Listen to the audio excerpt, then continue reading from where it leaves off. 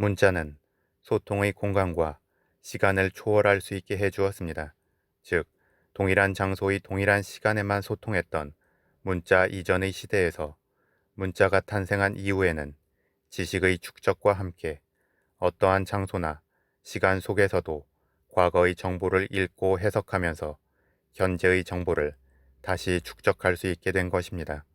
또한 전문적 조직 체계의 형성과 함께 정복 전쟁을 수행할 수 있는 다양한 무기가 탄생되었고, 이는 각각의 문명이 충돌하는 과정에서 더욱 발전하게 됩니다.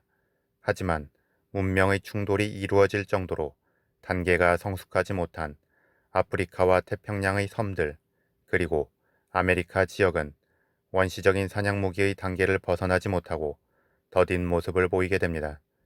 이러한 병원균과 문자, 그리고 무기의 발달은 이제 자신들끼리의 문명 충돌을 넘어서 새로운 세계로 확장하기에 이릅니다. 그 과정 속에서 처음 작물화 품종과 가축화 동물의 부족으로 시작점이 달랐던 지역은 하나씩 정복되어 가고 발전된 문명에 흡수되거나 발전된 문명을 흡수하여 재탄생하기에 이릅니다. 그리고 이렇게 흘러온 지금의 우리 세계는 여전히 처음의 다른 시작의 한계를 극복하지 못하고 비슷한 수준의 편차를 유지하며 진행되고 있습니다. 그리고 이러한 편차로 인해 유전적 우월성이라는 근거 없는 이론이 탄생하게 되었고, 동양의 문화를 비롯한 정복당한 민족의 문화는 열등함을 암묵적으로 인정당하게 된 것입니다.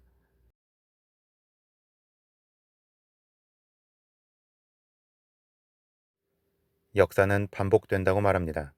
따라서 과거의 각 지역별 문명 발달의 차이를 일으켰던 원인은 앞으로도 유효하고, 그것에 대한 대비를 하지 않는다면 또 다른 문명의 쇠퇴와 정복이 이어질 것을 암시합니다.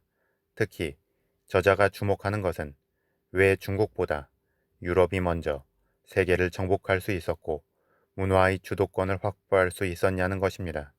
중국은 비옥한 초승달 지대와 더불어 유럽보다 먼저 작물화와 가축화를 이루었고 오랜 기간 통일 국가를 이루었으며, 중세 시대에는 유럽보다 훨씬 더 풍부한 기술적 발전과 풍요로움을 누리고 있었습니다. 반면 유럽은 많은 중소국가들로 분열되어 있었고, 그 중소국가들끼리 수없이 많은 전쟁과 정복과 반란을 통한 재탄생이 이루어졌습니다.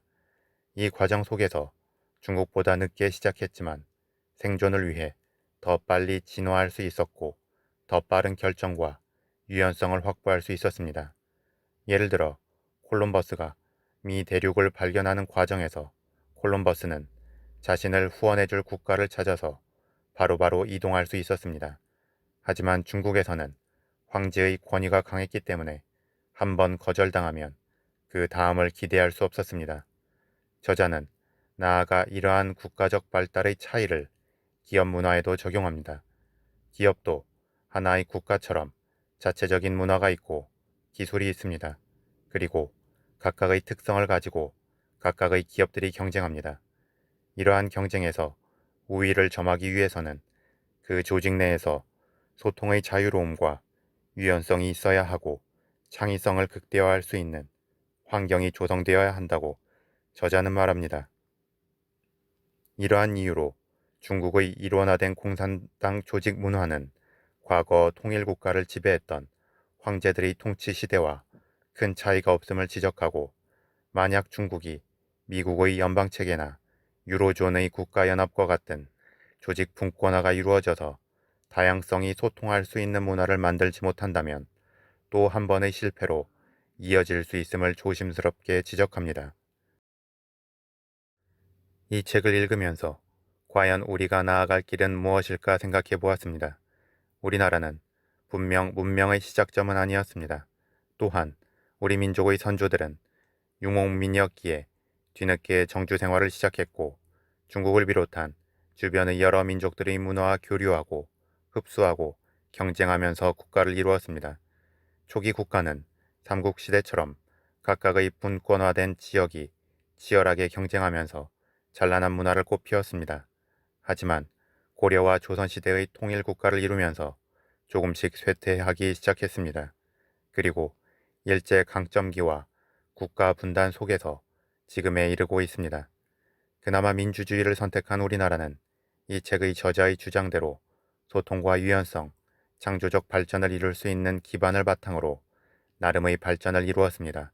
반면 공산주의를 선택한 북한은 폐쇄성과 1인 독재 체제를 바탕으로 쇠퇴의 길을 걷게 되었습니다. 그런데 우리나라는 지방자치제의 시행과 함께 지역적 다양성을 키우고 중소기업과 벤처기업 활성화를 위한 정책 논의로 새로운 도약을 꿈꾸는가 했지만 어느 순간 과거의 실수를 반복하고 있는 모습을 보이고 있습니다.